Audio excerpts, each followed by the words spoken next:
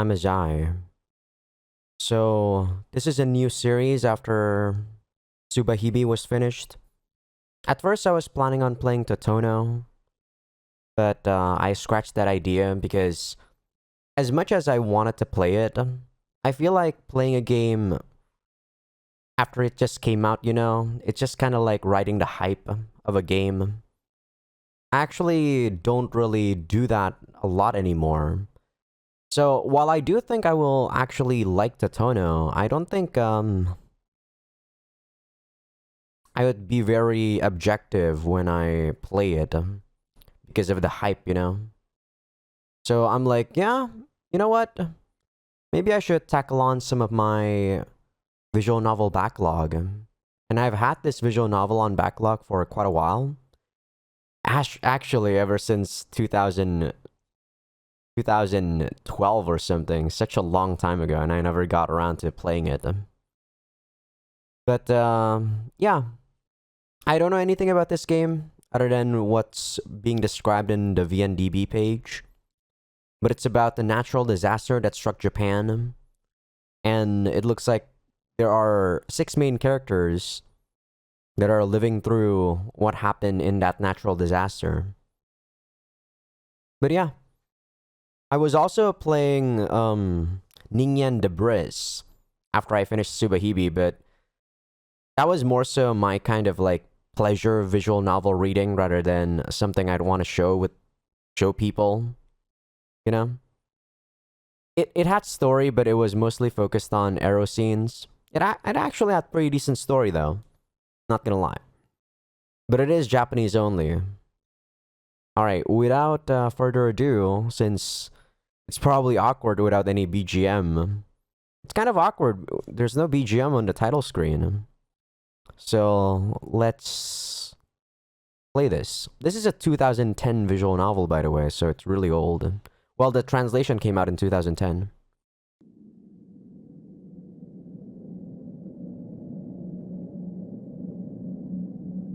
On the other side of the door is a world covered in snow. The lights of the town color pure white snow. On the front door hangs a wreath with a red ribbon and bells, covered in soft white powder. The empty street is covered with a fluffy layer, burying my legs up to the ankles whenever I take a step. A gentle crunch humbly whispers in this tranquil world. The objects falling from the pitch-black sky do not look like snowflakes at all. The wind has died down, and they dance around my body. They look more like feathers. It started snowing around noon, and it shows no signs of stopping. The weather forecast said that we'll be getting a record amount of snow this year. Snow isn't anything new around here, but the weatherman smiled and said that the snow makes for a white Christmas. Those words made me realize that today is December 24th. Is the audio too low? I do like the visuals, by the way. The visuals look very stunning. I'm gonna increase the text speed. I'm not gonna do anything for text or for the audio. I guess voice volume is always max, right? Music, I guess 75. And then sound effects should be 75 is good. There we go. The aesthetics is pretty nice, I have to say. Pretty cool. There we go. Wait, did I change the... Sorry. Screen effects, there we go. There we go. No wonder I was like, huh? Why is the screen effects like so fast? Even with that information, I have nothing special to do as I don't have any plans or arrangements. I tried doing something suitable for the season by playing some Christmas music while practicing my piano, but it didn't cheer me up. Was there any... Oh no. Oh no, there's no opacity. Well, editing this is gonna be quite hard because there's no opacity, but I guess I'll have to keep that in mind. I gave up and returned to spending the day like every other holiday, dozing off at a kotatsu. The night wore on while I was dozing off, and it's already almost past midnight. I'm getting really thirsty. There wasn't anything to drink at home, so I decided to walk to a vending machine. It was also a chance to walk in the first snow of the season. I left without an umbrella, and it's snowing harder than I expected, so my body is stained white, as if flour was blown on me. The night air and the snow hit my naked face, making it feel as if I dipped it in ice water. It does feel good since my body is hot from being in the kotatsu, but it's troublesome since I'll have to take a shower when I get home. The road descends gently, and I take care not to slip as I walk. After I finally make it to the vending machine, I brush my clothes off and then shake my head to get the snow out of my hair. You know, if the sexual scenes are actually not really that relevant to the story, I probably would just, you know, edit it out for you guys on YouTube. Like, I can for sure see some ridiculous sex scenes in this game because even the descriptions on VNDB said they might do some crazy shit because of the natural disaster. But you know, I can just give you guys a brief explanation or summary of what happened. After Subahibi, I think that's a good thing to do. Subahibi, I don't think people would want that kind of... You know, we need something a bit cooler than Subahibi. Or not cooler, milder. I put the hand grip I was holding in my right hand into my pocket and take out my wallet. I can't handle the coins well because of my thick glove, but I can feel my fingers even when I take the glove off. They must be numb from the cold, which makes things difficult. Giving up, I tilt my wallet instead and drop the coins into my hand. Tell me if the voice and stuff is too loud, by the way. I think it's not too bad. I push a button and the drink comes down with a heavy sound. I pull the tab open and take a sip. The warmth of sweet hot chocolate pleasantly spreads through my body. I then turn to the road I came on. I didn't think about it on the way, but I regret that I didn't bring an umbrella, considering the walk home in the snow. I drink half the can on the spot to make it lighter, hold the can with my mouth, and put my gloves back on. After I put my glove back on, I drink the rest and throw the can away into the trash can next to the vending machine. I then take my first wary step back towards home when suddenly, I lost sensation in my feet. Maybe this is a bit too loud. I don't know. You guys tell me. I might lower it. I think it's kind of too loud, actually. Is this the sound effects? Or is this music? Wow, that's music! Holy shit. I'll put it at 60. That's really loud. How about that? How about this? Jesus, that's really loud compared to Subahibi. I thought perhaps I'd step into a gutter. I don't feel the usual sensation from my feet. Lose my balance and fall on my hands. My glasses fly off somewhere from the impact. I try to get up but can't. My hands bounce up and down uselessly on the ground, unable to support my body. I fall on my back into the snow. A thunderous roar shakes the air and pierces my eardrums. At first, I think that a bomb has been dropped. That's how intense the impact is. I can't grab the ground no matter what. No matter how hard I try, and I can't get up. Bewildered, I think that my limbs have gone crazy. I manage to lift my face and look at the road ahead of me. I doubt what I see.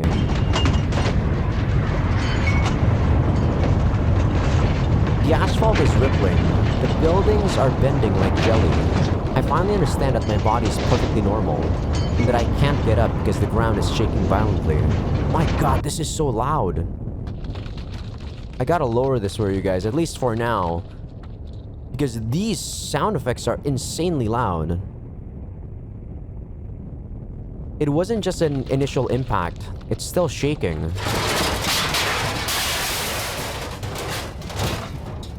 What the hell? Why is it so loud?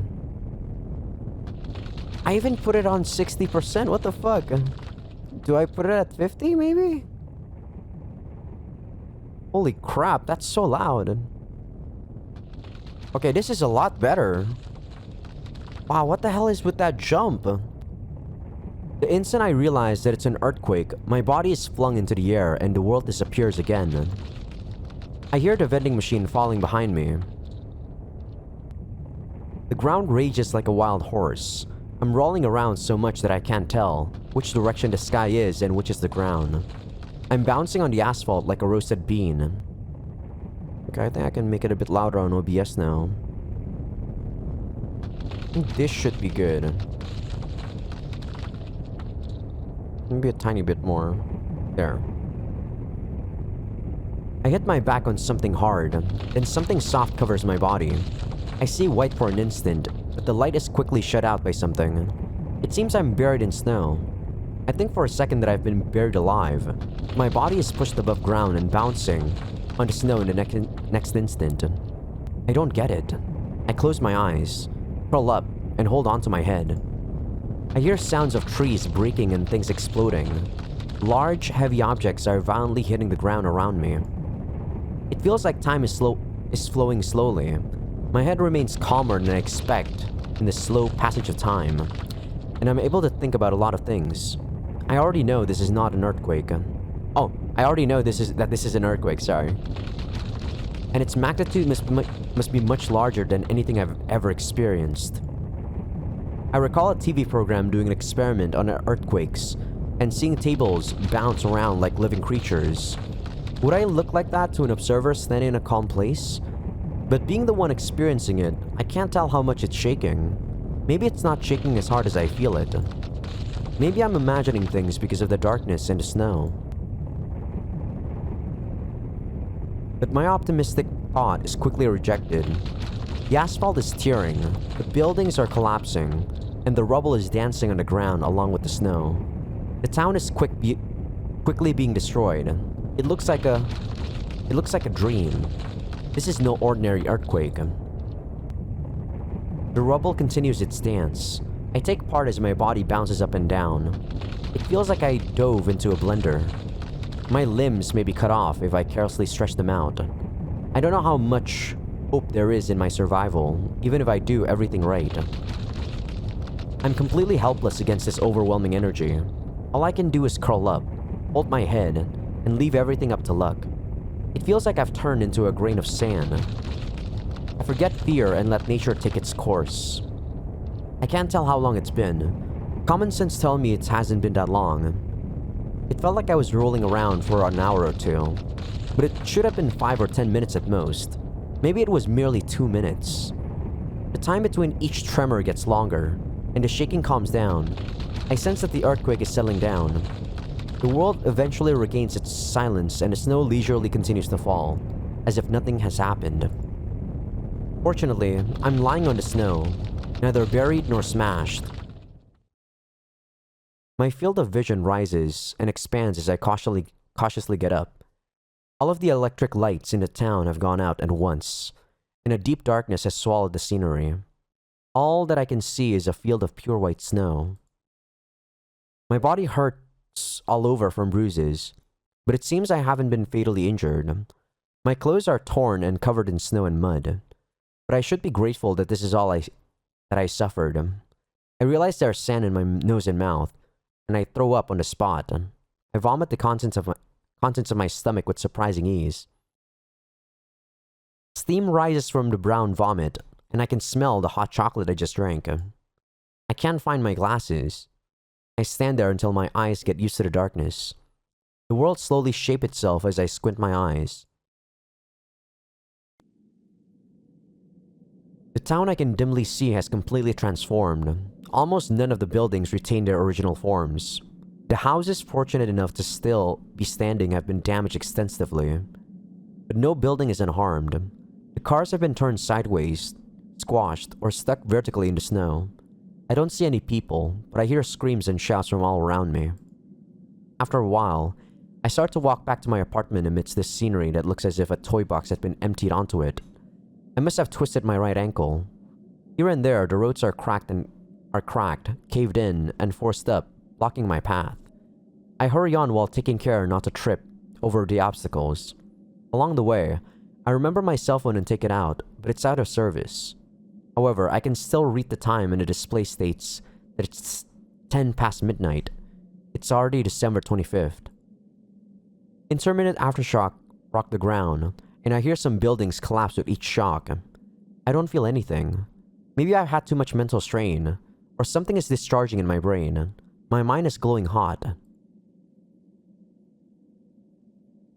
My apartment has turned into a crooked, one-storied building. At first, I thought I'd come to the wrong place, but after I recognized the doors and walls, I realized that it's my residence. It used to be a 3-story building, but the first and the second floors have been crushed. The distorted third floor is on the top of the rubble that used to be the first and second floors. My room was on the third floor, so it managed to stay intact. The door is bent and broken, so I go around to the back to find a broken window. I walk over the rubble, climb past the bent iron fence, and enter my room. There's a lot of text in this game, by the way. I need to get some water for a bit.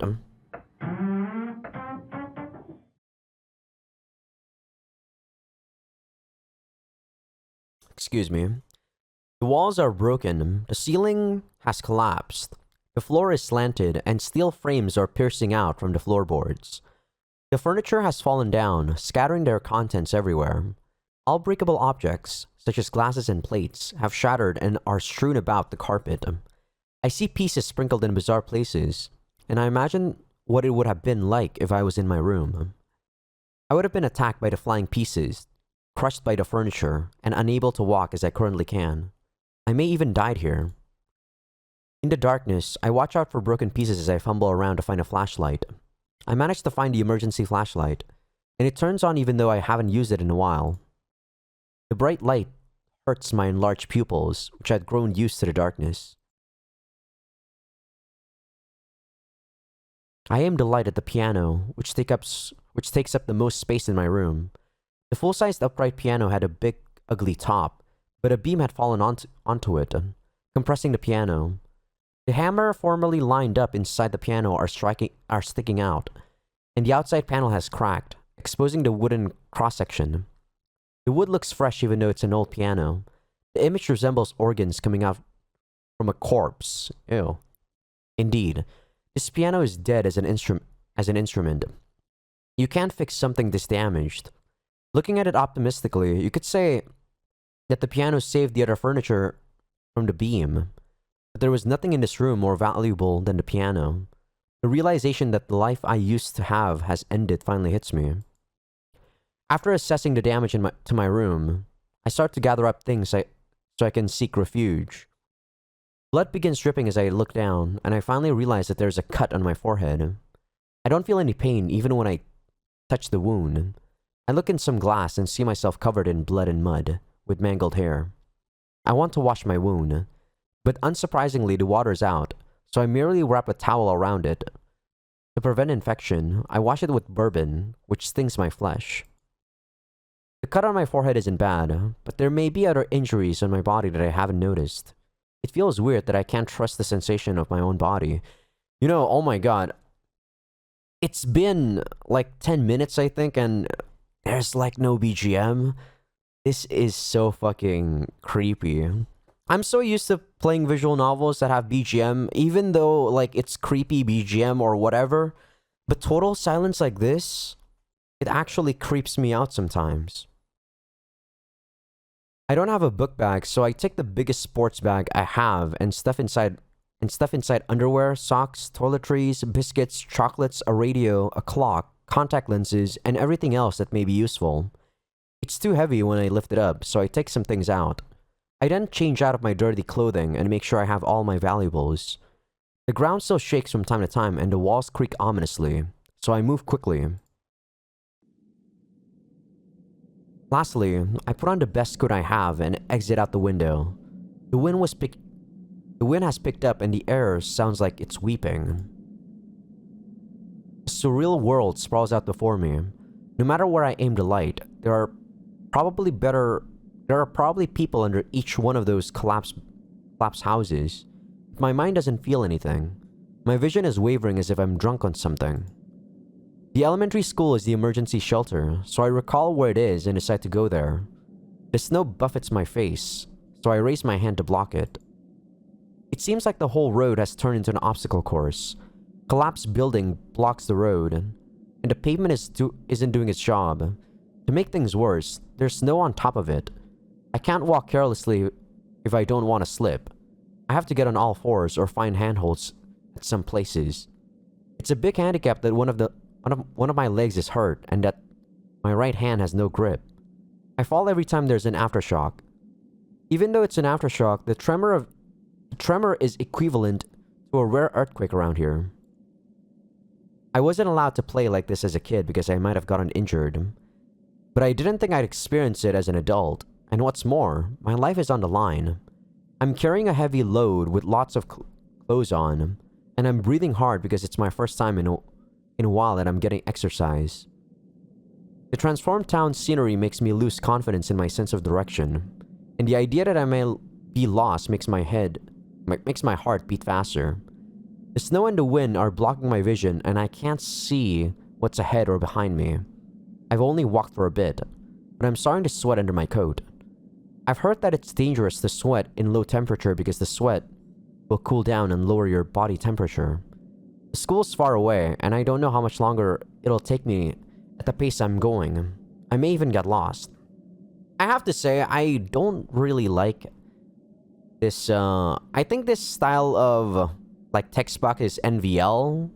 Correct me if I'm wrong. Maybe it's NVL, maybe it's AVL, or ADL, I forgot, but with how much text there is and how the text box is, I can't really focus on what's going on at the back, you know? So it's kind of annoying to me. Like, I don't mind how much text there is, but I kind of wish they just put like a small text box at the bottom so I can admire what's going on in the background. I pass by several buildings on fire. The interiors of the buildings are aflame, flashing out tongues of fire from the windows. Black smoke rises from them, letting out an unpleasant stench. Usually, there's a pajama-clad resident sitting by the burning building, looking up at it absent-mindedly. At another place, a family is huddled up and talking seriously. In one of their arms is a child who isn't moving. At another place, a broken pipe is pouring water out endlessly. At another place, a dog with a cut leash is whining and limping on a crippled leg. I glance at these things as I keep walking.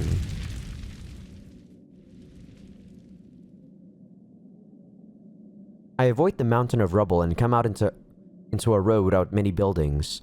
The road is relatively flat here. As I continue walking, I hear a low rumbling sound. Where is it coming from? I can't tell because of all the wind. It seems like it's coming from all directions. Even when I look around, all I see are collapsed houses nearby and white snow in the distance. I don't see anything that could cause the noise. I don't know what's causing it, but I feel something very ominous. Or maybe I'm mishearing an ordinary sound. My ears shouldn't make such a mistake, but I can't say that this situation hasn't taken my proper judgment. Either way, I can't determine anything right now.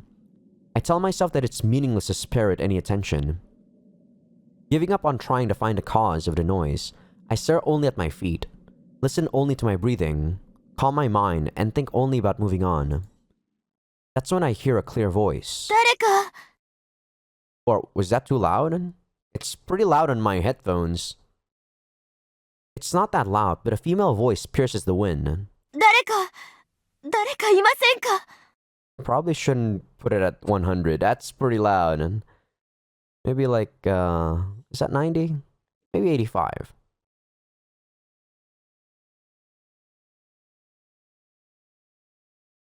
I determined the direction and distance thanks to that second line, and I became certain that I'm not hearing things. A wooden building stands there. It's tilted and the walls are cracked, but you could say that the building has kept its shape. When comparing it to all the other buildings, it looks like an old house, but the house must have been fortunate. I climb over the collapsed concrete fence and enter the property. The snow in the yard is deep, and my legs sink up to my knees. With each step, I pull my legs out from the snow. After I reach the front entrance, I call out. すいません。こちらへ来てください。動けなくて。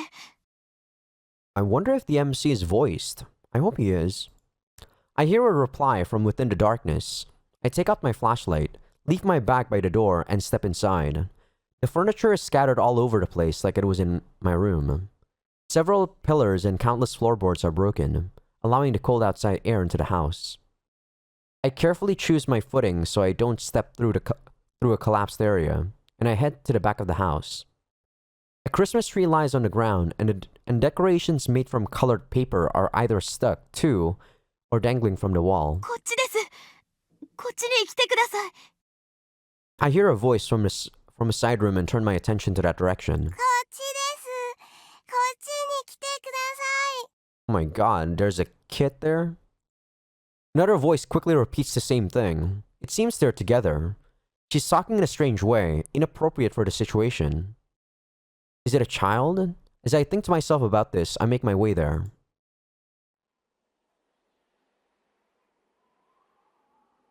I thought you weren't supposed to be able to move. What the hell? A girl is standing in the center of the room. She's wearing achromatic clothes and just stands there. Her face is well featured like an artificial product. She looks composed as if she doesn't see the situation of the room. Her eyes are staring at the flashlight. Her eyes are unfocused. Her hollow expression and her slender figure make her look like a ghost. The room around her looks horrific. The ceiling has collapsed and I can see the ceiling of the second floor from here. All of the contents from the room above have dumped down here, making a huge mess. Broken building materials have hit the drawers and TV, putting them in a miserable state. Some broken pillars protrude upwards from the ground. Oh, nice, we're voiced. I call out, but she doesn't respond at all. She just keeps staring blankly at my flashlight. すいません。動けなくなってしまって。 But you're standing, though. I hear a voice from below. I turn my gaze to see that there's another young woman by the girl's bare feet. She's lying face up, covered in rubble. Oh, this must be the kid. She looks quite old, though, for someone with that voice. Then again, this is Japan. Her black hair is scattered over the tatami as she looks up at me with pleading eyes. 天井が崩れてしまったんです。 Her call for help was what stopped me outside. Oh. I don't know if you're gonna be alive. I don't think I'm strong enough to get rid of that rubble. I walk past the girl and kneel by the woman. I smell something sweet and sour. The tatami is wet. There's probably orange juice spilt somewhere. The smell reminds me of a Christmas party. 大丈夫ですか? I 怪 do... 我はありません Oh, か? sorry about that. I do like this style though, where they just put the text box like on the side like that suddenly. I do like that, but I don't like the part where they cover like all the screen. That I don't like. I asked the woman. 大丈夫ですか? 怪我はありませんか? It's the girl behind me. I turn around, but she's staring off into space. Her voice is so strange. It doesn't really fit how she looks. その子は気にしないでください。 The woman says this to me. I finally realized that the girl was the one repeating all the words until now. I thought it was a younger child who had just learned how to speak. That must be why I found this girl strange. Same. MC, which I don't know the name of. Do you know his name? I don't think so, huh? I shift my gaze off a girl who will not look at me and turn back to the woman. She's breathing wildly. ありがとうございます。本当にどうにもならなくて。痛みはないですか?何も感じません。なんだか体全体が熱いような感じはしますけれど。 Oh, I don't think that's good. 感覚がないんですか？少しだけ足が挟まっているような感じがあります。 I mean, from the CG, it looks like your like body below your neck is all stuck. Maybe she's worked up and not feeling anything. ちょっと失礼します。 I excuse myself, then place my head sideways on her breast. I can hear her heartbeat, and from there, I stare under the rubble. The debris isn't directly on her body. There is a small opening between her and the rubble. Mere chance must have miraculously saved her. She would have died instantly if this much debris had fallen directly onto her. But I can't see much in between the cracks, even from this position. I put my hand on the tatami and adjust my head. I point the flashlight into the darkness while feeling the woman's softness on my ear. 助かりました。最初の揺れの時は大丈夫だったのに、ほんの今さっき余震で揺れたら、そうしたらこんなことになってしまって。 I don't think this woman's gonna make it, to be honest. I hear her voice from under my ear. What I see using the flashlight is so strange that I can't believe what I'm seeing. I take up my glove, roll up my sleeve, and slide my arm in amid the debris. I touch it to confirm. I stick my arm in up to the elbow when my hand hits some rubble. The stacked debris makes a strange noise and sand falls down from above and hits my cheek. If the pile collapses now, we'll both die instantly. I take my time to carefully confirm. I wish that it was my eyes playing tricks on me. But that turned out not to be the case. I pull my arm out and raise myself to a crouch. 本当に痛くはないんですか？ Yeah, she probably can't feel her lower body no more. I stare at her. 挟まってる足がちょっと痛いですけれど。 Her face is pale as she replies. It's nothing surprising. これ見えますか？ I show her the hand I pulled out. Oh my god, from the debris. Why would you show her that? ですか。すいません。さっきから目が霞んでいて、暗いしよくわからないんです。 She's なん dead. だか Oh, sorry. 黒くなっていますか。 She's dead. そうですか。 My left hand is red down to the wrist. It's covered in her blood. Oh, okay. Okay, it's not her hand. Okay, thank God. I thought he was like sadistic enough to just show her like a decapitated hand. I'm like, what the fuck? どうかしたんですか。 She asks uneasily since I've grown quiet. 僕一人じゃどうしようもありません。応援が必要です。重機もいるでしょ足はそんなに強く挟まっているんですか。う。いや、足はわかりません。それよりも、はっきり言います。金属でできた棒状のものがあなたの腰を貫通して床に突き刺さっています。 Oh. Wow, I don't like that. The fact that the voice just goes through without telling me when it's actually stopping to the text. The metallic rod has pierced. Oh! Okay. 触った感じ、棒ははまってしまってびくともしません。上で折り重なっているものを取り除くか、スペースを広げて棒を切断するしかないでしょう。いずれにせよ、大掛かりな準備が必要です。出血もひどいですし、急いで医師の手当てを受けないといけません。本当なんですか。 I like this guy though. He speaks truthfully and not like giving her pity and false hope.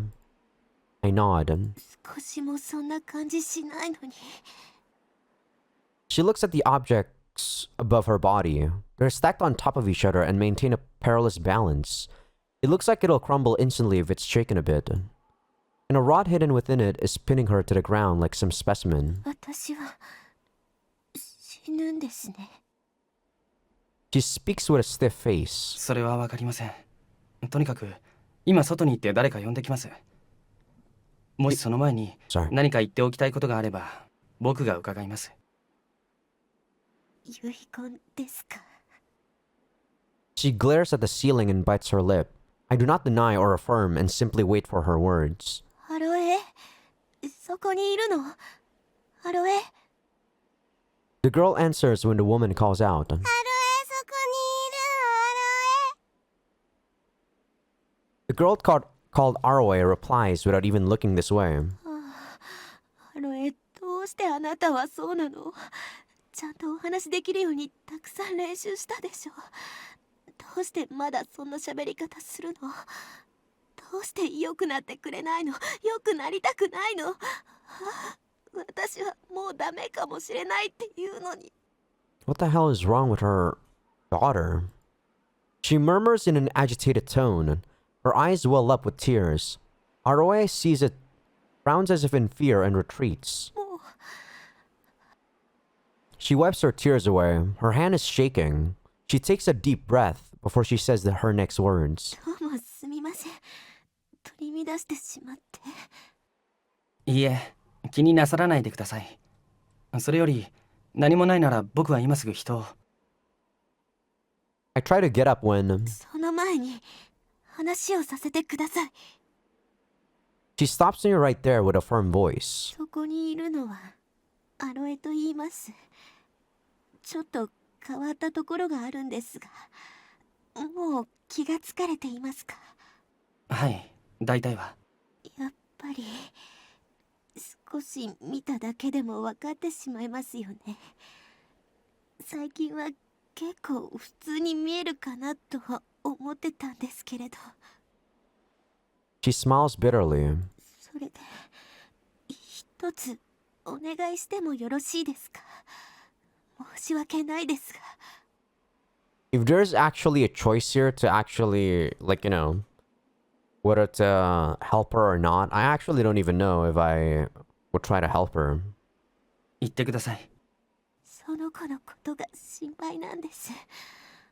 このまま私が死んだら、その子をどこか無事に生活できるところまで連れて行ってやってほしいんです。 I mean, that's easy enough. I thought she would make me, like, try to feed her or something. I would at least maybe get her to somewhere safe, but I don't think I would protect her like every step of the way. わかりました。万が一の時にはそうします。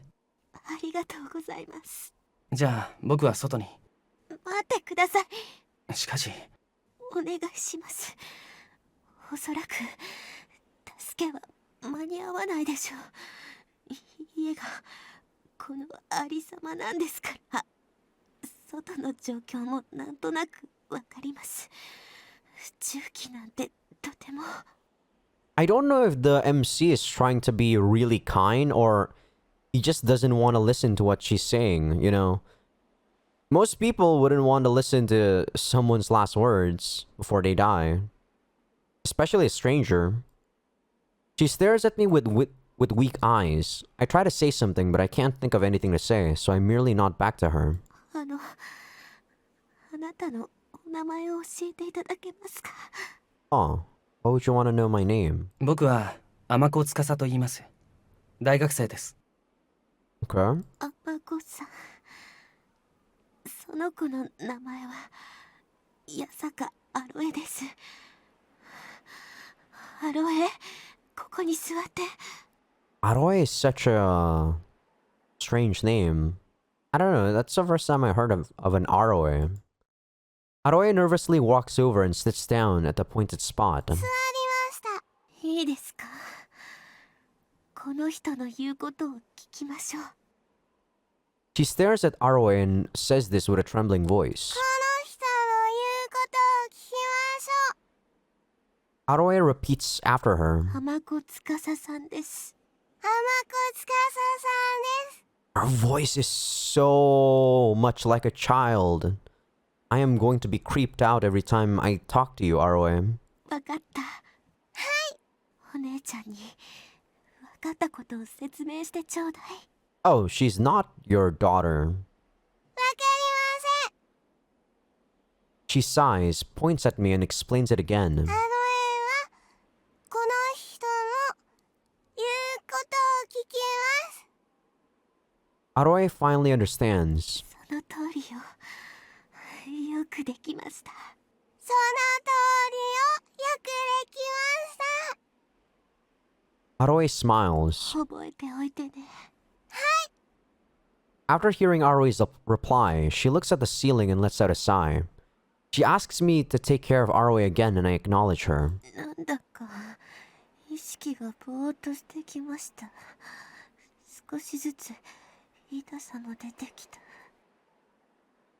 She murmurs as if she's talking in a delirium. なんでこんなひどい痛みに今まで気がつかなかったんだろう。嫌だな。暗くなって何も見えない。最後ってこういう感じなんですね。 She sighs. アロエ、さようなら。 The woman says this. お姉さん、さようなら。 So I guess they're not even family. Aroe smiles and waves her hand. I notice something odd about her gesture. Her palm is facing her own face. Everyone shuts their mouth and her heavy panting merges with the wind and echoes through the room. The wind has gotten stronger, and its previous crying sounds more like roaring now. I'm sure it's practically a blizzard out there, making it much harder to walk in. That rumbling noise hasn't gone away. I think to myself that I want to get going as soon as I can. Then realize that it seems as if I'm waiting for her to die. 何かしてほしいことはありますか？ I break the silence and ask, but her eyes have closed and she does not answer. I sink into silence again. Her breathing slowly gets weaker. I can clearly see how time is chipping away her life. She's moving her lips. She's trying to talk, but she probably cannot speak because there's no strength left in her body. I put my ear by her mouth. She breathes in once and speaks with all her might. やっぱりさっきのはなしです。 Her voice sounds very thin. どういうことですか？その子を殺してください。 アロエを殺してください。やっぱり無理なんです。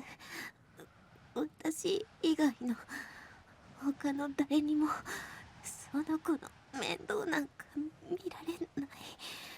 親だって逃げ出したのに施設なんか。世間の人は同情はしてくれても優しくなんかしてくれないんですよ。何も当てになりません。今まで二人でだって苦労してきたんです。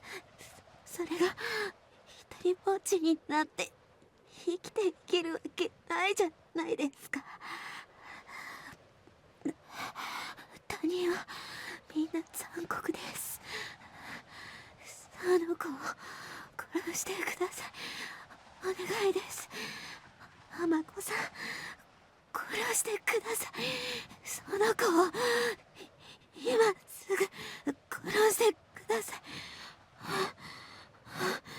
アロエをこんな恐ろしいところに残してはいけない。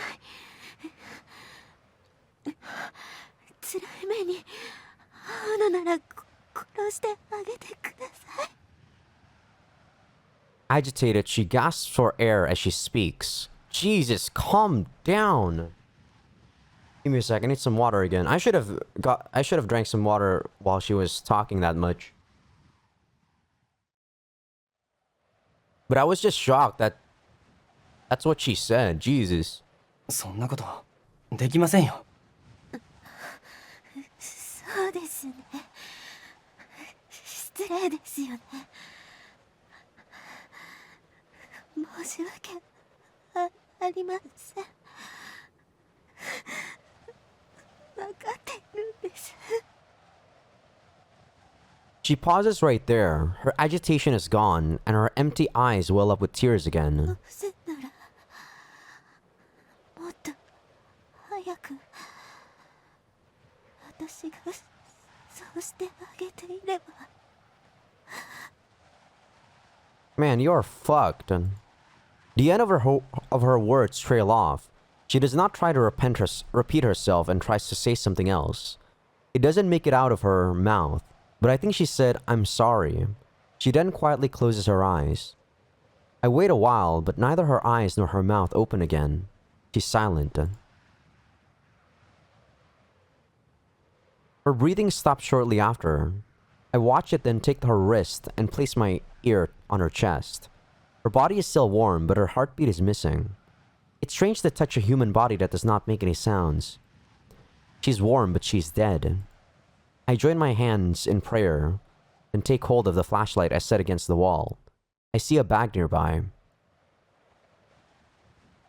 It's full of things, so she probably packed it so they could leave and take refuge. I pick up the bag and carry it on my shoulder. I stand up and look at Aroe. She's opening a notebook that's hanging by a string around her neck.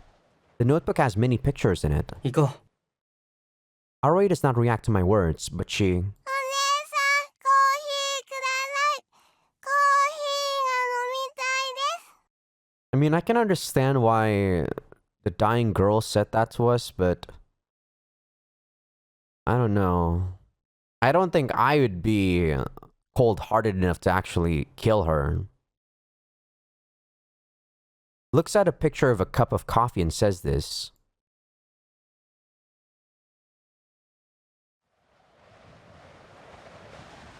As I thought, the wind and snow have picked up. I carry my bag and Aroe's bag on my left shoulder and grab Aroe's wrist with my right hand. The heavy bags make me lose my balance and almost cause me to fall. I actually do fall a couple of times. At first, Aroe stood transfixed because of the new scenery, and she still pauses from time to time even after we've started walking. My right hand doesn't have any grip strength, so it slips off of her hand each time she う。 stops. 行くよ。 I call out to her 3 times before holding her hand again. She looks at me in surprise when I touch her. It seems being touched surprises her even though she knows it's coming. But I can't be concerned about that. The more we wait, the more snow there'll be. It's physically demanding to carry a heavy load and walk with her, so I won't be able to continue if the road conditions get any worse. The pain in my ankle is getting worse as well. Getting lost in town. That ridiculous concept might soon become reality. I try to hurry and pull Aroe, but she doesn't budge. I call out to her again. アロエ、行くよ。 Aroe-kun. She repeats what I said, shakes my hand off, and opens her notebook. She frowns and says, コーヒーください。今はダメだよ。着いたら飲もう。コーヒーください。 I sigh. お姉さんに何て言われたか覚えているの？ Aroe pauses for a second before answering. 浜子司さんの言うことを聞きます。 Gosh, how she looks and how she sounds just doesn't work. じゃあ、僕の名前は？名前は僕の名前。 She tries to look away, so I make her look at me. 浜子司さんです。 I tell her again and urge her to keep going, and she reluctantly starts walking. I repeat this process every time she stops. This guy is way too kind, dude. She picks up some snow while we're walking. Her slender fingers are red with cold. I tried putting my gloves on her, but she refused. When I forced one on her, she took it off and threw it far away. I had a hard time picking it back up. Telling her that she may get frostbite is futile. I found the warmest looking coat from the scattered clothing in her house and put it on her, but I couldn't find any pants, so her legs are still bare under her skirt, down to her small shoes. I can see her red knees every time she climbs over an obstacle. I'm sure there's lots of snow in her shoes as well. Does it not bother her? She isn't showing any sign of that she cares. The snow has completely enveloped the road, adding deep ditches and sharp obstacles. I have to brush away the snow with a stick, ensure safety, and take each step carefully. We slow down and eventually come to a point where I can't go on anymore. My shoes and neck are wet, and the water mercilessly drains my warmth. The melted snow is seeping inside in between my coat buttons as well. This coat wasn't made for such a strong snowstorm. This is the biggest snowstorm I've experienced since coming to this town, and I didn't ever expect to walk in one like this with an umbrella. There's still ways to go until the elementary school. It's hard enough to make progress, and to make matters worse, it's hard to determine the right direction to go. Most of the landmarks I used to figure out my whereabouts have been lost. For example, I can't even find signs. The storm is so dense that I can't see the mountains surrounding the town in order to figure out which direction I'm heading in. I can't find stars in the sky either. I'm really starting to get lost. I alter my route several times as I fumble my way forward until I reach a long uphill slope. Was this hill always here? I can't tell if I went in the wrong direction or if the terrain has changed. I'm getting confused. When I notice, the figures I once saw here and there have all disappeared. I don't hear any voices, only the roaring of the wind. Did everyone find shelter while I was taking my time? Maybe there aren't any other fools that are still walking around in this weather. I'm out of breath by the time I make it up the hill with Aroe. My legs are heavy and my joints are moving slowly. My hurt ankle is so cold that I can't feel it, and I've started using it more like a rod that I stick into the snow.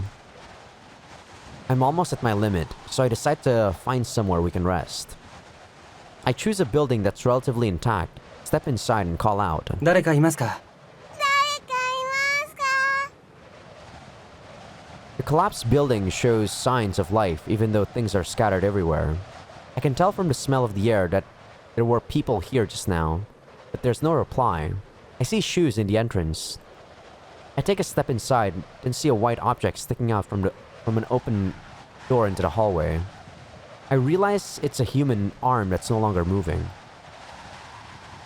The body is hidden behind cover, but it's so motionless that I don't even bother to go near it and check. I pull Aroe, who is about to take off her shoes, by the hand and exit the house.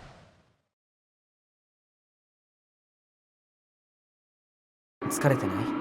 I mean, it takes a certain kind of people to actually stay where there's a dead body. I ask Aroe.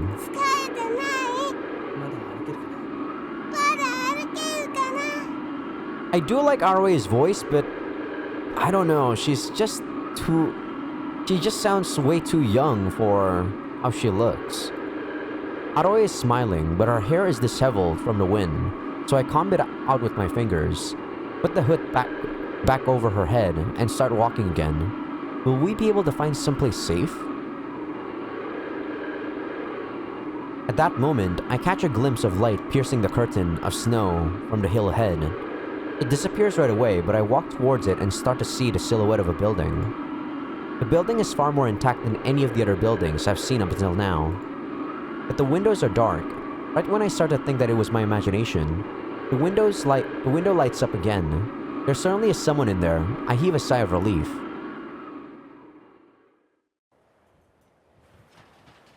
I mean, as much as the exterior is good, the interior is pretty badly damaged. It's a long abandoned church. The windows are broken and the wind and snow are blowing inside. The wind roars when it passes through the windows. There are cobwebs on the ceiling and numerous cracks running through the walls. A long table is on its side and colorful stained glass shards are scattered on the floor. There's a young man holding a lantern, standing with his back to me in the center of the chapel. The cross in front of him has broken from the base and is leaning melancholically. My foot makes a sound when I step in, and the man looks at me. I reflexively point my flashlight at him, making him squint. 眩しいよ。 Doesn't look like a pastor, so probably also someone who survived like us. Well, he did say this is an abandoned chapel. He smiles bitterly as I turn off the flashlight. He says that his name is Tanomura, and that he's taking shelter here since he's blocked by the snow just like us. こんなところに教会があっただなんて知らなかったよ。古そうなのによく残ったと思わない？神の加護でもあるのかな？ Tonomura's breath freezes in the cold air. From what he tells me, I realize that I did in fact go the wrong way. But then, the map inside my head and the way I walked do not match up. That hill was definitely not there before. Does that mean the terrain changed? そうなのかな。そりゃあれだけ揺れれば地形が変わったって驚きはしないけどね。地球が割れるかと思ったよ。それにしてもこりゃひどいありさまだな。ご覧よ。これじゃバラバラしたいだ。He looks down at a broken white object. The object must have been originally shaped as a human, but it's broken to pieces now.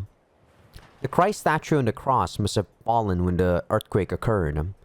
Its white face is glowing dimly in the lantern light. こんなにしちゃって天罰が下るんじゃないかな。誰にだかわからないけどさ。Tanamura sighs, takes out a box of cigarettes, and holds it out to me. 吸う？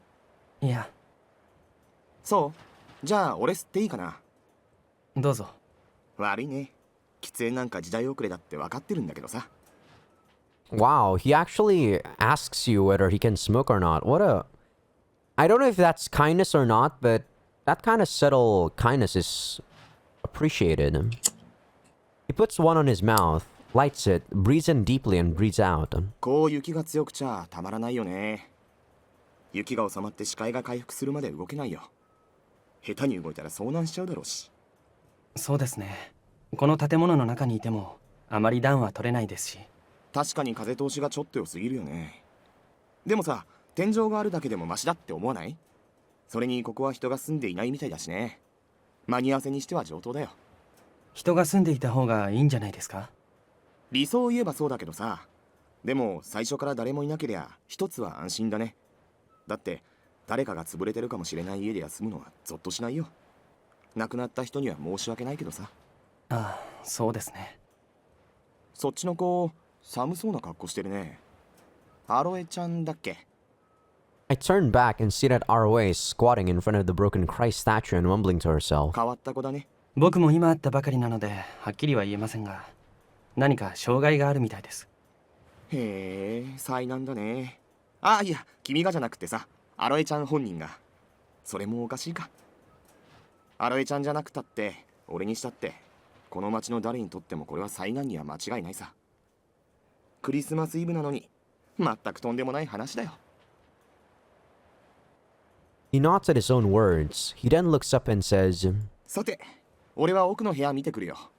明かり持って行ってもいいかな。構いませんが、でも懐中電灯の方がよくありませんか？ I do like, Sukasa, I think his name is Sukasa, right? Either Sukasa or Subasa. Sorry, Subahibi is still stuck in my brain. あ、サンキュー。そっちの方がいいね。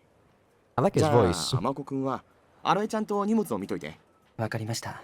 気をつけて。じゃあね。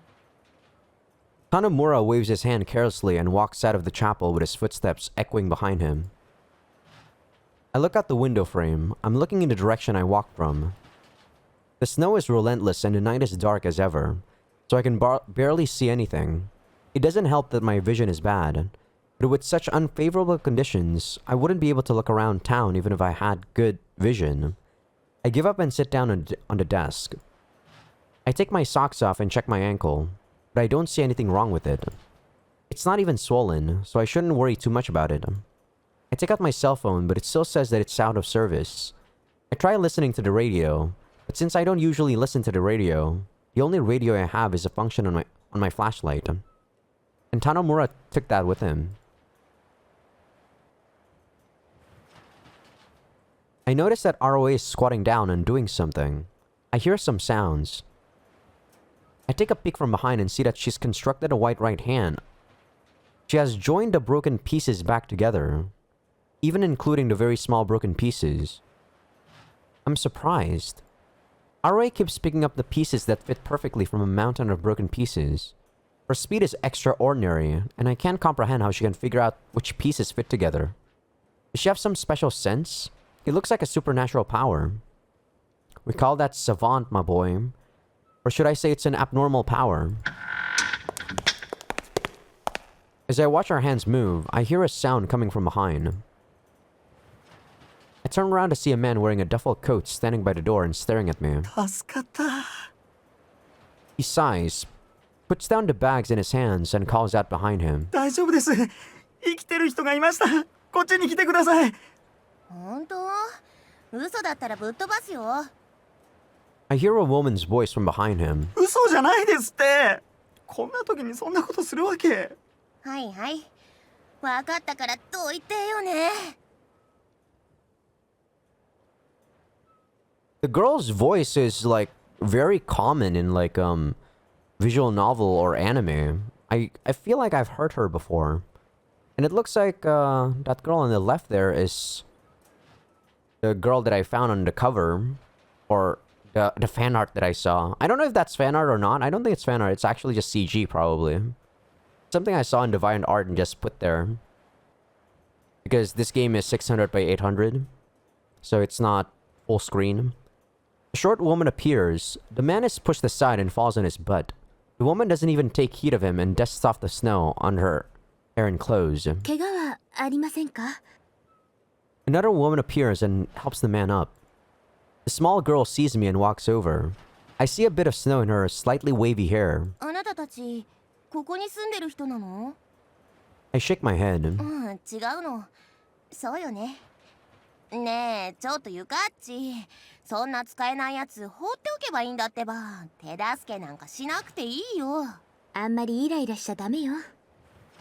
The man lifts up the heavy bags while the tall woman answers. だって本当に使えないんだもん。自分の荷物は大事にしてるのに、人の荷物何度も落とし、中ぐちゃぐちゃになっちゃったよ、きっと。道は間違えるしさ。マジでムカつくわ。だって僕のバッグにはノーパスが入ってるから。それに道は。 Oh no, we got an otaku trope once again. Hopefully he's not as crazy as Mamiya Takuji. うるさいわね。もう。 The girl called Yukachi sighs. ねえ、ここにいるのはあなたたちだけ？ The shorter woman looks up at me. いや、あと一人いて、彼は今奥の部屋を見ています。もうすぐ帰ってくると思いますが。そう。じゃあそっちの子はしゃがみ込んで何やってるの？っていうか、なんで私たちを無視してフラフラ揺れてるの？やばいんじゃないの？いや、ちょっといろいろある子なんです。ややこしいの？まあどうでもいいけどね。ほんと疲れたわよ。 She sighs and sits down on the spot. The other two with bags walk past her. ここに荷物置いてもいいですか？あ、どうぞ。She puts their bags down next to ours, and the girl who's sitting down quickly pulls her back toward herself.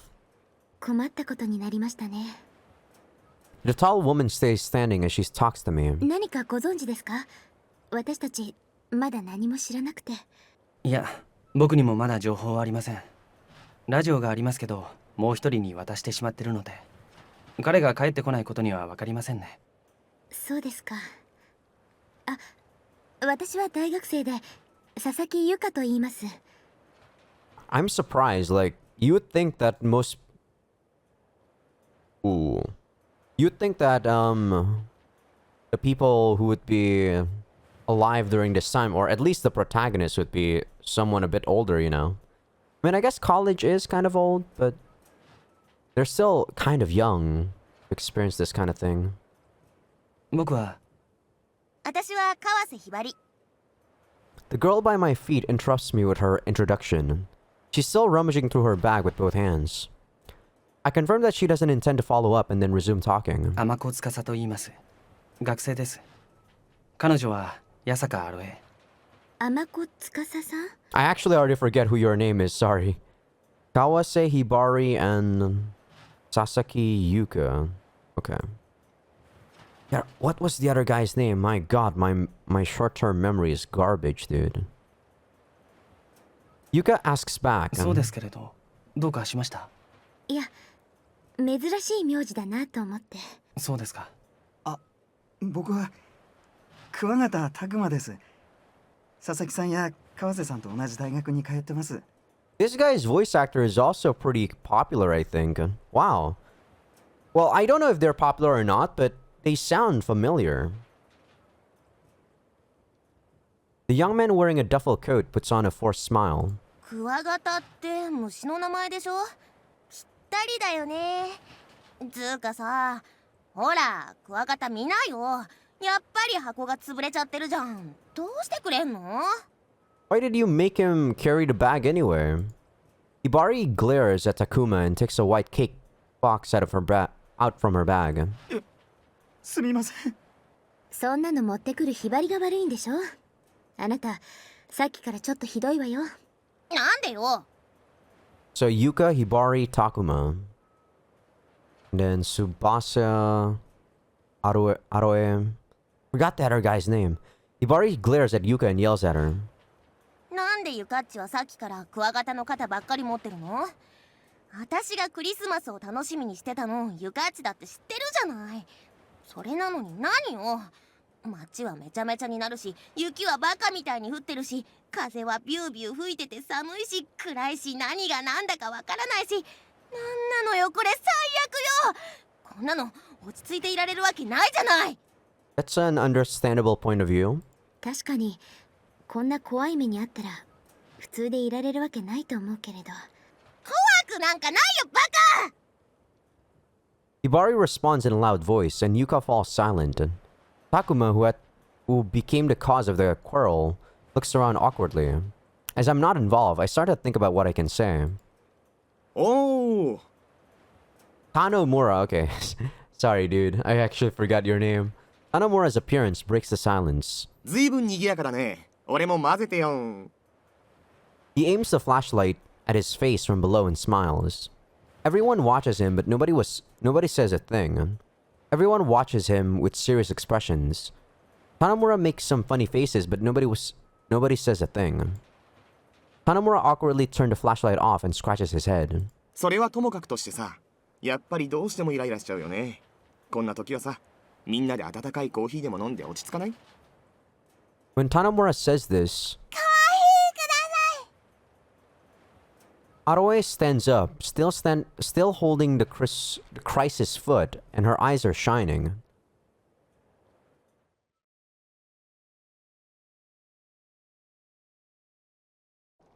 Nice CG. The mineral water in the pot, heated by a gas burner, starts to boil.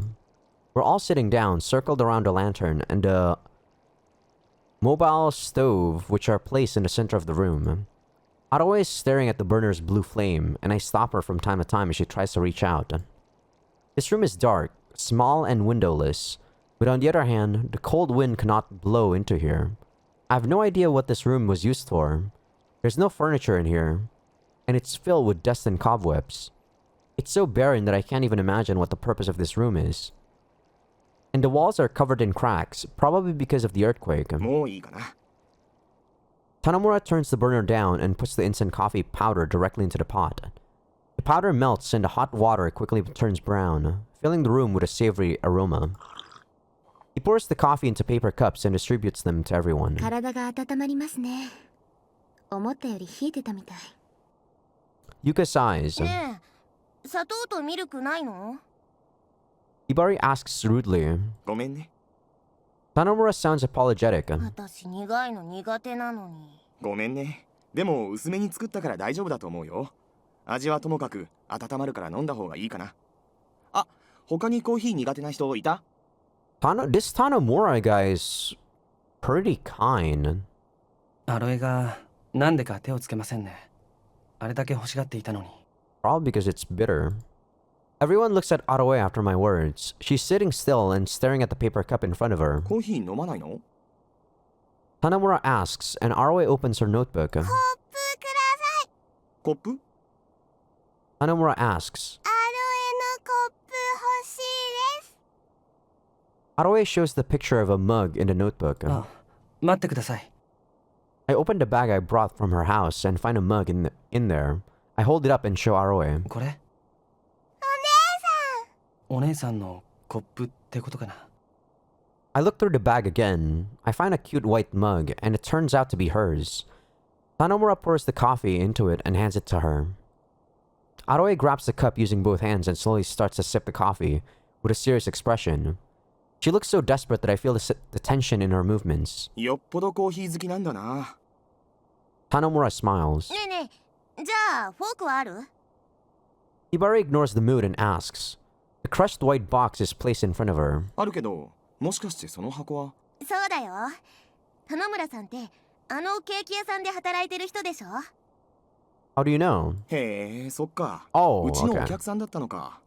お買い上げありがとうございます。Okay. あ、この人がひばりの言ってた。 Yuka stares at Hibari. 何も言ってないけど。 Hibari doesn't look at her and opens the box. A splattered white object is in there. I'm guessing that it used to be a shortcake. 見た目は悪いけど、きっと味は変わらないわよね。ケーキはケーキだよね。ねえ、みんなで食べようよ。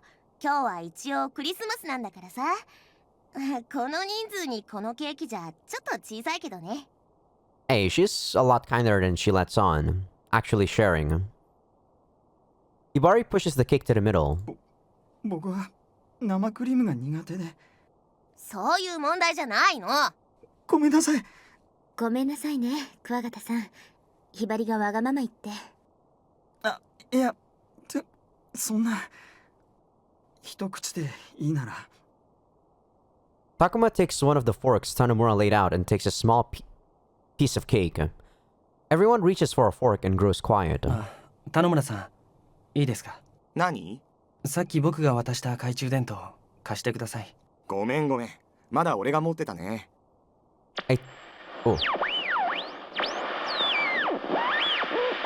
I take it and turn on the radio. I turn off the volume, but I only hear static. おかしいですね。Static is all I hear no matter how carefully I tune it. FM になってるんじゃないですか。 Takuma leans forward. いや、そんなことはないですね。この部屋には電波が届かないのかな。これくらいの障害物で届かなくなるはずはないと思うんですけど。故障してるとか。クワガタ、私の目の前に身を乗り出さないでよ。邪魔！ She's being so rude to the guy. Hibari yells out and Takuma backs off. ちょっと場所を変えてみます。 I place the radio next to the window and try tuning it, but I don't hear anything meaningful. I turn the charging crank and turn it back on. There's no change. I give up and turn it off. The loud static from the radio goes away and is replaced by the roaring of the wind. The rumbling sound is getting clearer and more concrete now. It's the sound of stirring water. It sounds like water is moving in the distance. Did a water pipe explode? No. This is the sound of water, but it's nothing weak like that. It sounds very heavy, and it's a sound I've never heard before. The ominous feeling I have continues to grow. I stand in front of the window where snow is blowing in from, and stare into the darkness. I listen carefully to the sound coming from the distance. Then I stagger. I squat down to find out that the ground is shaking. It's another earthquake. It's not intense, but the shaking slowly continues like a cradle. I hear a rumble, crumbling in the distance. 待って、こら！ I hear Yuka's voice from the other room, and then ROA dashes in from the hallway. She staggers near me while the ground is shaking. She doesn't have shoes on and her bare feet are making slapping sounds as she walks. She's holding the empty mug in her hand. She comes up to me while I stand in surprise and grabs my hand. どうしたの？ I ask, but ROA just stares out the window while muttering something.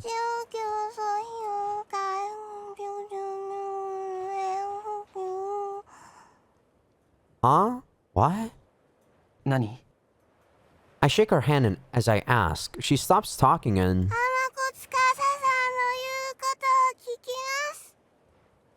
She murmurs to herself, then starts mumbling on again. 大丈夫ですか？ Yuka is looking at me with concern. 僕に用があったみたいですね。平気です。 I notice that his shaking has stopped. I start back to the room, but I pause. どうしました？ Yuka asks. 聞こえませんか？何がですか？水の音が。 The sound is louder now. I don't really hear it. 水。なんだか地響きみたいな低い音です。なんだろうなこれ。私には何も聞こえませんけれど、耳がいいんですね。ええ、まあ。I start walking again. I might just be hearing things. おかえり。 Tanomura greets me with a bitter smile. Hibari is clinging to his body while Takuma is clinging onto her leg. Hibari's clinging to his body. Okay, while Takuma is clinging on. What? They're both hiding their faces and frozen in place. Hibari's clinging to whose body? So they're both actually that close? Okay. もう揺れ収まってるんだけれどね。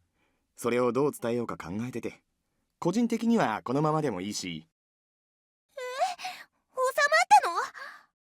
Hibari raises her head, then jumps back from Tanamura with a red face.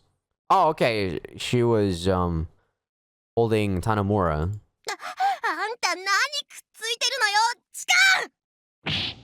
She then kicks Takuma's face with the sole of her heavy shoe. すいません。 He lets go of her and readjusts his glasses, but they seem to have been bent, so he takes them off. Bends them back into place, puts them back on, and directs a phony smile towards Hibari. キモ。 Hibari kicks his face again and his glasses fall again. Jesus! This girl needs to calm down. こら、乱暴はよしなさいよ。 Typical tsundere, I guess. Yuka sounds troubled as she sits down next to Hibari. だってこいつどさくさに紛れて私の体に。 Isn't that what you did too? To Tanamura? Jeez. Hibari clings to Yuka. ひばりも田村さんにくっついてたじゃない。Thank you for pointing that out, Yuka. だってまあ誰だって仕方ないよね。結構揺れたしびっくりするよ。ほら、あれ見てよ。あそこに新しいひびが入ったから崩れるかもって驚いちゃったんだ。Tanamura points to the wall, but there are so many cracks that I can't tell which ones are new. 大丈夫なんですかねここ。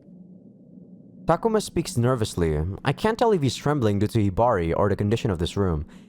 If the condition of the seating was still the same during that earthquake, you'd know that Hibari had to go out of her way to actually hug Tanamura, right? Look at that seating position. While Takuma hugging Hibari is kind of normal because they're next to each other. 保証はできないけど、俺は外よりはここのが安全だと思うよ。外はめちゃくちゃだし、風も雪もひどいし。でも中もそれほど安全ってわけでもないですよね。いつ崩れるかわからないし。 Takuma mutters and puts his hand on his forehead. 見たところ平気だとは思うけどね。まったくどうすればいいのよ。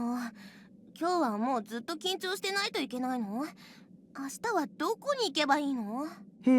そうだね。あ、ラジオやっぱりダメだった？ I shake my head. はっちゃあ、そうか。困ったな。情報が入らないってのはこういう時つらいよね。他の人はどこに集まっているのでしょうね。多分日照学校じゃないかな。あそこがここから一番近い指定避難所だからね。人がいれば何か情報もあるよ。俺も明日になったらあそこに行こうと思ってるよ。あ、そうだ。みんなは学生だそうだけど、一人暮らしなの？ひばりが実家住まいです。他には？ Takuma shakes his head. 一応アロエも実家でしたが。ああ。 Tanamura nods. I already told him how I met her. 川瀬さんの家は近い？ Hibari mentions the neighboring town. そうなの？じゃあなんでここに？私のアパートに遊びに来ていたんです。なるほどね。みんな当面行く場所がないなら一緒に日照行けばいいんじゃないかな。川瀬さんの家族は後で探した方がいい。今すぐに会いたいかもしれないけれど。 You might want to see them right away, but... oh, sorry. that was actually voiced. 別にそんなに会いたくない。家族は大事だよ、おちびちゃん。 Tanamura smiles. おちびちゃん？バカにして！いいですか？何タクちゃん？タクちゃん？田野村さんのお住まいは？俺は地元だよ。ここのすぐ近く。そうするとご家族は？両親と妹が一緒に住んでたよ。古い家だったんであっさり潰れちゃってね。まあそういうこと。俺はたまたま離れの方にいたんだ。 What a very laid-back guy. He laughs dryly. 母屋は火がついちゃってどうしようもなかったよ。一人だけ助かっちゃったんだ。天才だから怒る相手もいないし、やるせないよね。 Maybe it was that house we saw during the beginning of the game. Tanamura lowers the paper cup he had started lifting. すいません。変なこと聞いてしまって。いいって。 The room grows quiet. The air is dense and I stare at the wall in front of me since I don't want to look at so many uneasy people. そういえばアロエちゃん、さっき裸足でしたね。足の裏怪我しちゃってないかな。 Yuka looks at Aroe's feet. Oh my god, that's loud. Aroe, calm down. Aroe screams unexpectedly when Yuka touches her feet. ごめんなさい。 Yuka pulls her hand back in a hurry. Aroe is still aggravated, tilting her upper body back and forth. でも怪我はしてないみたいですね。 Her eyes meet mine, so she says this to me. The room grows quiet again after Yuka stops speaking. そうだ。 Takuma breaks the silence. 僕、ラジオはないけど、パソコンなら持ってます。ネットなら大丈夫ですよね。これなら世界中どこのニュースでもすぐ手に入りますよ。カードもケーブルもあるし、携帯電話をつなげるだけでなんだって。やっぱり現代はインターネットの時代だな。もうテレビなんかいらないですよ。これさえあれば全てがわかります。 I 地震の規 mean, 模から救助の動きとか政府の対応とか、もう何もかも大丈夫ですよ。 if your phones don't get signals, I doubt you can even connect to the internet, you know, even if you have those mobile Wi-Fi stuff. We'll know the scope of the earthquake, the relief effort, and government response. Oh, it's, goddammit, it's like, it's voice. I keep doing that, sorry. でもいいかなタクちゃん。 Tanamura asks as Takuma reaches for his bag. 何ですか？携帯が通じないのにネットはできるの？ Nope. ダメだ。このバカ。 Hibari coldly says this in disgust. ごめんなさい。まあまあこんな時だしアイデア出すのは悪くないよ。インターネットはきっと後で落ち着いた時に役に立つさ。そう落ち込んじゃダメだって。 Hopefully. Tanamura shakes Takuma's shoulder. それはともかくさ。 Hibari hangs her head as she continues to speak. 結局何もわからないわけでしょ。ここでいつ次の地震で潰れるかビクビクしながら朝になるのを待つしかないってわけなんだね。 She sighs and silence returns. I realize that it's quiet because Aroe's eyelids are drooping, and she's falling asleep. Her head falls forward, but she jerks it back and keeps repeating the process. 眠る？ I touch her hand and ask. She moves her mouth, but no words come out. But once I lay her on a blanket, she closes her eyes and falls asleep instantly. This guy is way too kind, dude. I actually kind of like this main protagonist, main character. Arui's peaceful manner calms everyone down, and we start talking. It's nothing special, and it's more like small talk. Nobody talks about the earthquake. We talk about unrelated matters to keep our uneasiness away. Eventually, Hibari says she's sleepy and sits down next to Aroe. ひばりったらさっきまであんなにピリピリしてたのに。 Yuka smiles bitterly. ゆかっちも寝たら横になるだけでもいい。明日はきっと体力使うよ。 Tanamura suggests to her, but she says she's more comfortable her way and buries her face in her legs.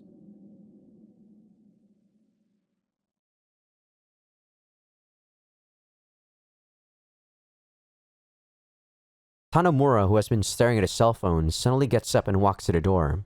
Yuka raises her head at the sound.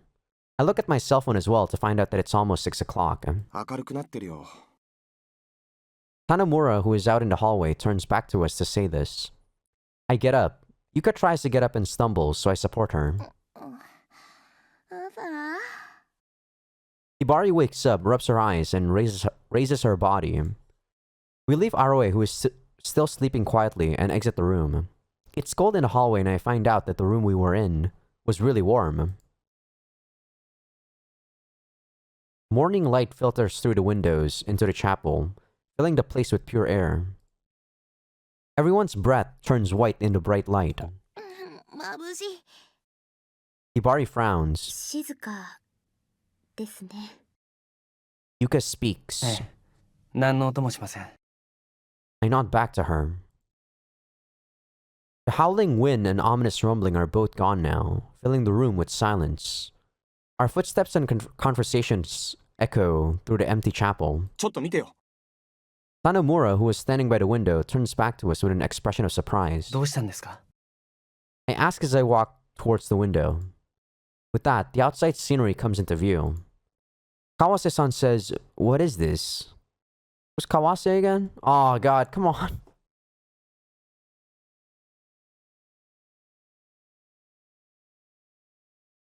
Wow. 何これ。何なのよこれ。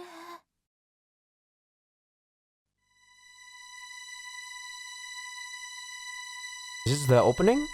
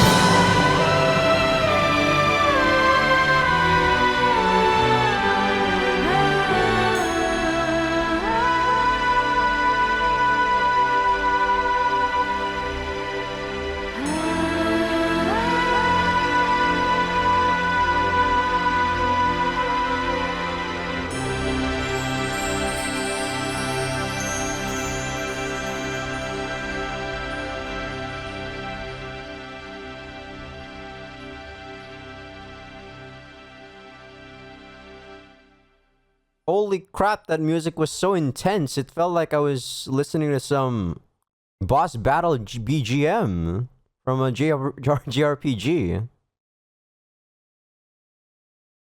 So we're on Tsukasa's perspective, right? I assume this game like Ato Primo Sena 1. みんな水の中に沈んじゃったのかな。 Sorry about that. But I think this is a good part to actually end the episode. So, as I was saying, like, what was I saying again? I guess this is sort of like Subahibi in a way that they show you different, perspectives from each and every one. Hopefully, it's, unlike Subahibi, it doesn't show you the same things over and over again. Like, I appreciate the way they do it, but, you know, I hope we move on from that kind of perspective. But yeah, the story picks up quite fast in this one. There's a lot more reading because there's not as much character interaction at the beginning. But it's only the prologue, you know. So I'm not really mad about that. And besides, I really like reading anyway. But that's what I did notice. There's also not a lot of BGM, as you can hear. The BGM right now is just people walking. But yeah, the story is pretty interesting. And I'm definitely pumped to actually know what the fuck is going on in this one. So until next time. So yeah. Thank you all for watching. I'll see you on the next episode. Peace out.